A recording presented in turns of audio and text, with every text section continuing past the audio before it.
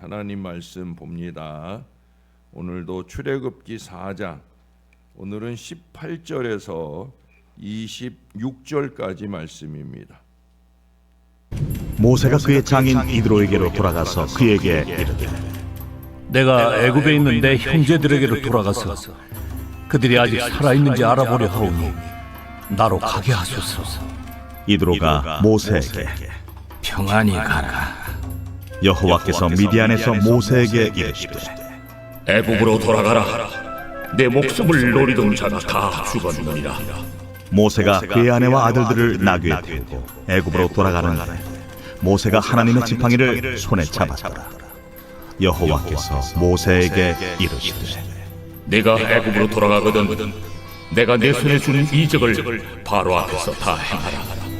그러나 내가 그의 마음을 완악하게 한즉 그가 백성을 보내주지 아니하니 너는 바로에게 이르기를, 여호와의 말씀에 이스라엘은 내 아들 내 장자라. 내가 네게 이르기를, 내 아들을 보내주어 나를 섬기게 하라 하여도 네가 보내주기를 거절하니 내가 내 아들 네 장자를 죽이리라 하셨다 하라. 모세가 길을 가다가 숙소에 있을 때에 여호와께서 그를 만나사 그를 죽이려 하신지라. 십보라가 돌칼을 가져다가 그의 아들의 호피를 베어 그의 발에 갖다 대며 이르되, 당신은 참으로 내게 피인 남편이로다. 여호와께서 그를 놓아주시니라. 그때에 십보라가 피남편이라 함은 할례 때문이었더라. 아멘. 미국의 유명한 설교자 가운데 캠벨 몰간 목사님이 계셔요.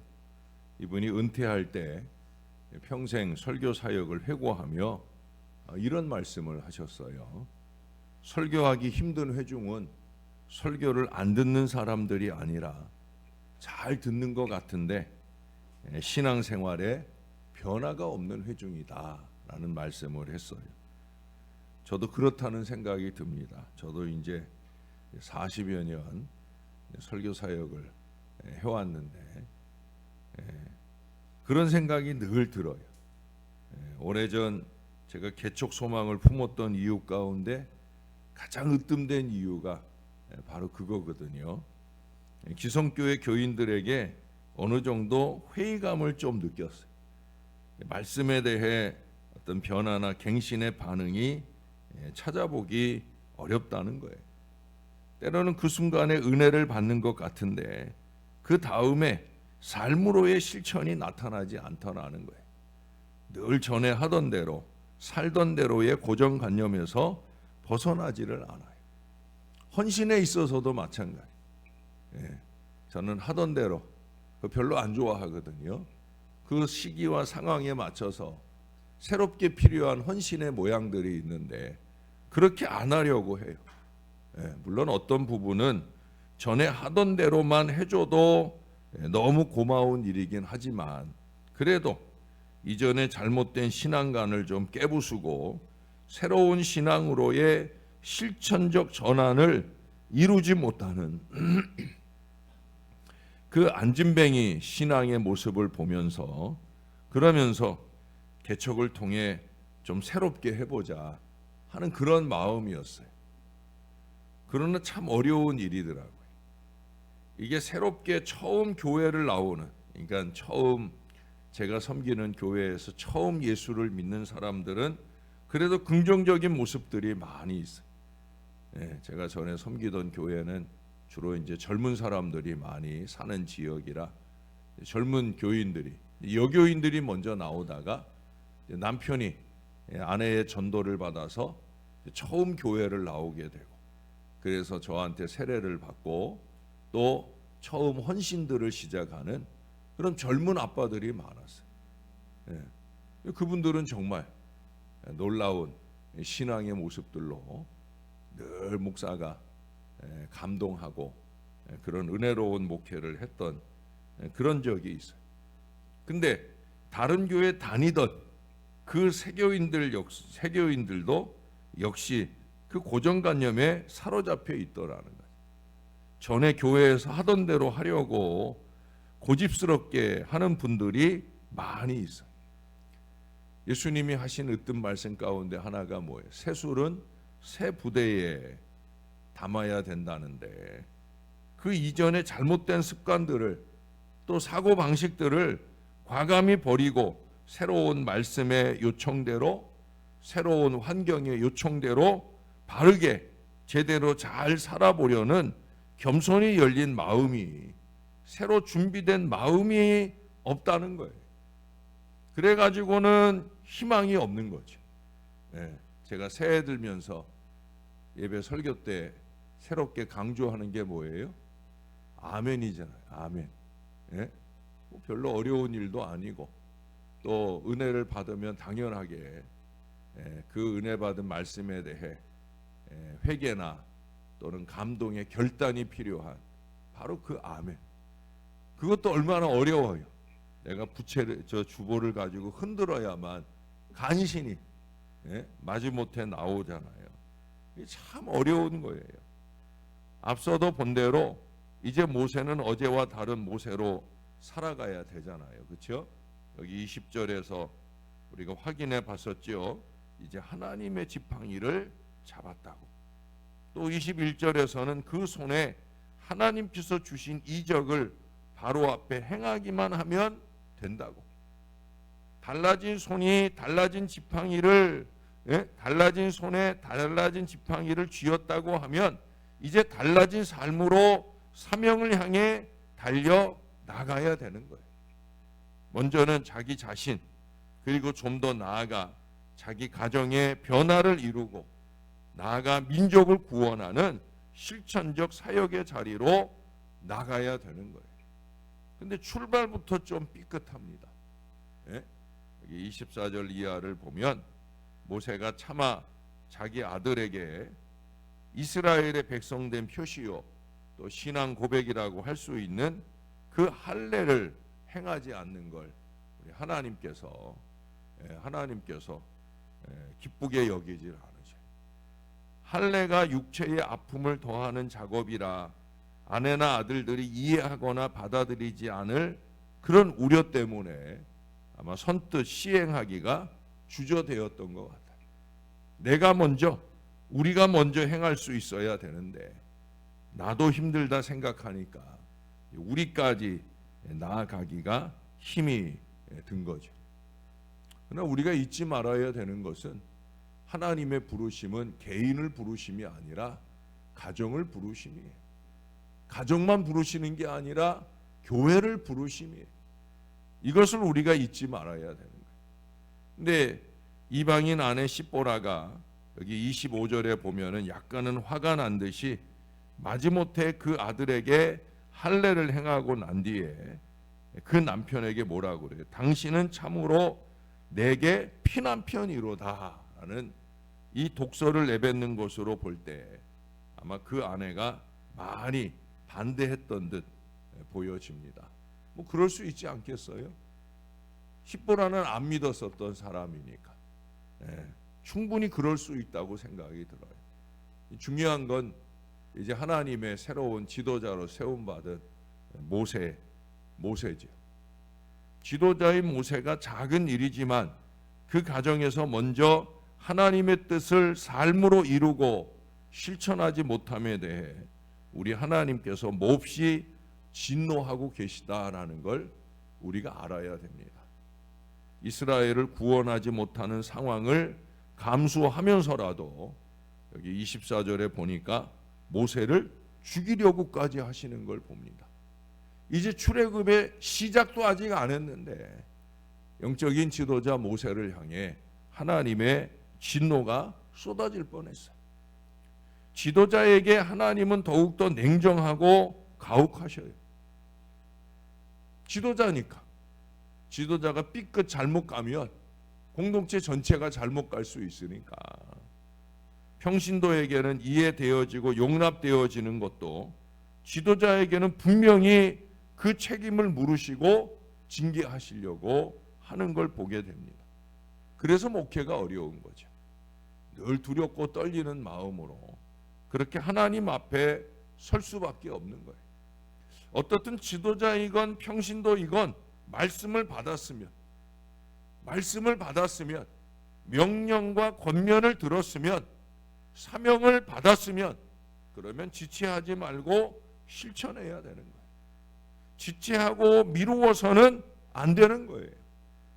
과거의 구린내를 그냥 뭉개고 숨긴 채 살려 해서는 안 됩니다. 잘못된 고정관념은 깨도 절대 아프지 않아요. 과감히 떨쳐버리고 실천해야 되는 거예요. 먼저는 하나님의 기쁨을 위해, 그 다음은 나와 함께하는 이들의 기쁨과 만족과 행복을 위해 깨부셔야 되는 거예요. 깨부술 수 있어야 되는 거예요. 하나님이 기뻐하실 때까지, 내게 만족함으로 풍성하게 갚아주실 때까지 아픔을 무릅쓰고 변화를 이루어야 합니다. 오래전에 어떤 기업의 광고 문구가 생각이 납니다. 그때 그런 말을 했었잖아요. 고객이 예스 할 때까지. 예? 그러더니 조금 있다가는 고객이 행복할 때까지. 그리고 또 좀 있다가는 고객이 감동할 때까지. 그리고 거기에 또 한마디를 더 붙이더라고요. 고객이 졸도할 때까지. 예? 여러분, 그런 마음으로 그 기업을 이끌어 간다고 하면 얼마나 많은 고객들이 생기겠어요. 지금 통신사 가운데는 제일 많은 고객을 갖고 있는 통신사로 우뚝 서게 된 이유가 이 마음으로 하기 때문에 그런 거예요. 저와 여러분의 고객은 누굽니까? 예, 가장 먼저 우리 하나님이 우리의 최고 으뜸된 고객이잖아요. 하나님만이에요? 아니에요. 저에게는 여러분들도 아주 중요한 고객이죠. 어제 저녁에도 우리가 함께 잠깐 영화 감상도 하고 또 간단하게 국수로 식사를. 그 집은 간단한 식사가 아닌 것 같아요. 국수를 아주 배 터지게 주는 그런 곳이라 배부르게 잘 먹고, 그래서 함께 하신 분들이 다 기쁨과 감동 속에 집에 돌아갈 수 있었는데, 그게 이제 저의 목회의 목표인 거죠. 이 일을 하면 우리 하나님도 기뻐하시고 또 우리 교인들도 행복했으면 좋겠다. 그게 늘 저의 마음의 간절함이죠. 한두 번 해보고 안 된다고 포기하지 말아야 된다는 거예요. 내게 만족함으로 풍성하게 하실 때까지 우리가 아픔을 무릅쓰고 최선의 노력을 기울여야 된다. 이 말씀을 다시 할 수밖에 없는 거예요. 신앙 공동체를 위한 헌신보다는 우리가 가정 목회를 잘 이루어야 됩니다. 가정에서 신앙의 아내, 남편, 부모로서의 역할을 신앙에 입각해서 잘 수행할 수 있어야 되는 거예요. 우리 며느리 될 아이가 아직 예수를 믿지를 않아요. 예. 그러니 더 조심스러워요. 예. 목사니까 너 꼭 가야 된다. 이걸 말할 수 없는 시대거든요, 지금은. 예. 그래서 더 그 아이 앞에서 신앙의 부모가 보여줄 좋은 본을 세워가려고 더 참고 더 봐주고 더 사랑할 간절한 마음들이 필요한 것 같아요. 그러기 위해서는 먼저 말씀을 통한 자기 변화가 이루어져야 되는 거예요. 입술의 기도가 아니라 삶의 기도를 이룰 수 있어야 되는 거예요. 입술의 헌신이 아니라 삶의 헌신을 이루어야 되는 거예요. 특히 가족 구원이라고 하는 건 무조건적인 섬김, 조건을 달면 실망도 크게 되는 거예요. 그냥 말없이 섬기는 거예요. 나라 위한 기도도 마찬가지. 나라를 위해 기도한다고 하면 그 나라를 위한 작은 실천의 노력이 필요한 거죠. 근검절약을 하거나 또 곧 투표 때가 다가오는데 그 투표도 빠지지 말고, 또 이 추운 겨울에 혹시 눈이라도 오면 자기 집 주변에 그 눈도 좀 열심히 치우면서 이게 보이지 않고 표신하지 않는 곳에서라도 내가 국민된 도리를 다해야 되는 거예요. 우리는 이 교회 공동체가 또 있잖아요. 이 교회를 위해서 우리가 얼마나 많이 기도를 합니까? 그럼 그 교회를 위해 기도한 일들을 실천을 해야 되는 거죠. 기도만 그럴듯하고 그 기도에 대한 앞장선 실천의 노력이 없다고 하면 저는 그런 사람 별로예요. 그런 사람이 큰 소리치고 말하는 거 저는 별로예요. 제가 벼르고 있어요. 언젠가는 그분이 말하는 것에 대해서 나도 안 해줄 마음이에요. 그러면 안 되는데. 근데 자꾸 그런 마음이 들더라니까요. 자기는 하나님의 말씀을 무시하고 목사의 말을 무시하고 그러고도 큰 소리 치는 게 그게 가당치도 않은 일이 아니겠습니까? 입방 하나 비판으로 변화되는 게 아니에요. 나의 실천이 변화의 밑거름이 되는 거예요. 간혹 예수 믿는 사람에게 실족해서 교회를 안 다니는 그런 분들이 있잖아요. 저는 솔직히 마음속으로 그런 생각이 들어요. 그러는 자기는 예수 믿으면서 잘 살았나? 아니 그럴수록 자기가 잘 살아보려고 노력해야죠. 자기는 오히려 더 많이 막말로 표현하면 개판이면서 남만 손가락질하고 그 남을 핑계로 교회를 안 나가고 그거는 비정상인 거예요. 제가 옛날에 학창 시절에 독재 타도를 주창하는 그런 민주화 운동자들이 많았잖아요. 제가 학교 다닐 때는 그때 이제 막 5.18도 일어나고 막 민주화를 위해서 애쓰던 시기 아니에요. 저도 6.29 선언, 6.29 이 시기엔 저도 딱 한 번 광화문에도 나가고 동대문에도 나가고 그래서 붙잡혀가지고 그 닭장차라는 데를 끌려 올라갈 뻔했던 저도 그렇게 잠깐 민주투사에 있던 적이 있어요. 그런데 제가 그 민주화 운동하는 친구들에게 실망을 많이 했어요. 왜? 그놈들이 제일 독선적이더라고요. 자기들은 권력이 없으니까 그 독선이 별 표시가 나지 않지만 만약에 그런 사람에게 권력이 주어져 보세요. 그런 사람이 독재하는 거예요. 올바르지 않은 거죠. 사랑하는 여러분, 말 없는 실천이 중요한 거예요. 신앙은 입술로 하는 게 아니라 몸으로, 삶으로 표현하는 거예요. 나는 편하고 좋은데, 나는 나 하고 싶은 대로 하니까 나는 편하고 좋은데 내가 할 일을 하지 않으니까 다른 사람은 괴롭고 힘든, 그거는 제대로 된 신앙이 아니지 않겠습니까? 내가 좀 괴롭고 힘들고 내가 좀 어려워도 남을 편하게 해줄 수 있는 그런 마음가짐이 그게 바로 신앙 아니겠어요? 하나님 말씀 앞에 우리는 그렇게 겸손해야 됩니다. 주신 말씀대로 군소리 없이 토달지 말고 실천으로 이어가야 합니다. 내가 할 수 있는 최선을 다해 열정을 품고 말씀이 내 속에서 육신이 될 수 있도록, 그래서 나를 통해 예수 그리스도가 드러나고 영광을 얻으시도록, 무엇보다 나를 통해 많은 사람들이 예수 믿게 되는 이 은혜와 역사가 우리의 가정에서, 우리의 교회에서, 우리의 나라에서, 전 세계 열방 가운데 많이 이루어지는 놀라운 은혜가 나타나기를 우리의 구주 되시는 예수님 이름으로 간절히 축원합니다. 우리 하나님, 오늘도 말씀을 받습니다. 위대한 영적 지도자 모세조차도 하나님의 말씀을 받을 때 그 말씀을 주저했던 순간이 있더라고요.